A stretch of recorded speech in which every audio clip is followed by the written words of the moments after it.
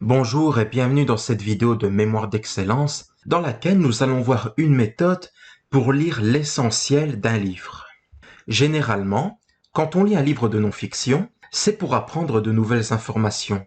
Des informations qui peuvent nous permettre d'avancer dans la vie, autant dans la vie professionnelle que dans la vie privée. Mais il se peut que parfois on n'ait pas beaucoup le temps de lire et c'est un petit peu dommage parce que il est intéressant de lire des livres pour s'améliorer. Et justement, j'aimerais vous présenter une méthode qui peut vous aider à lire l'essentiel d'un livre et qui peut vous faire gagner énormément de temps sur du plus long terme. La méthode en question, c'est la méthode SQ3R et qui à la base servait pour les étudiants américains afin qu'ils puissent étudier efficacement leurs cours. Après, cette méthode, elle peut également servir pour lire des livres, que ça soit des livres de romans ou de non-fiction, ça peut aller dans les deux cas et elle peut nous aider à avoir une très bonne compréhension du livre. Et cette méthode s'effectue en 5 étapes. La première étape, ça va être de parcourir le livre. Au début, ne cherchez pas à le lire de A à Z. Lisez simplement les titres et les sous-titres. En faisant cela, ça vous donnera une idée globale de la façon dont est structuré le livre en question. Ainsi, vous aurez un ensemble clair et net du livre. Ensuite, une fois que vous avez fait cela, la deuxième étape, ce sera de transformer les titres et sous-titres en questions.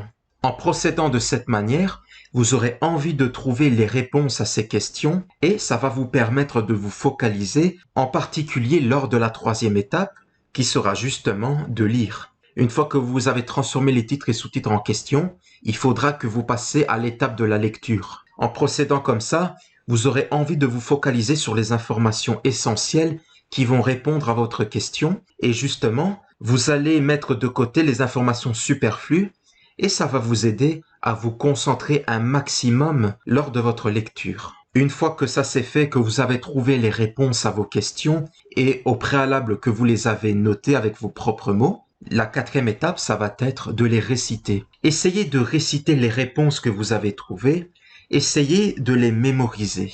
Et une fois que vous avez bien mémorisé, la cinquième et dernière étape, ça va être de réviser tout simplement. Sur la révision, mettez en place le principe de la répétition espacée. La répétition espacée, c'est une théorie qui dit que vous devez réviser à certains moments et au préalable, il vaut mieux que vous révisez après un jour, 3 jours, une semaine, 2 semaines, un mois, 3 mois, 6 mois. Mettez en place ce principe et révisez ce que vous avez noté.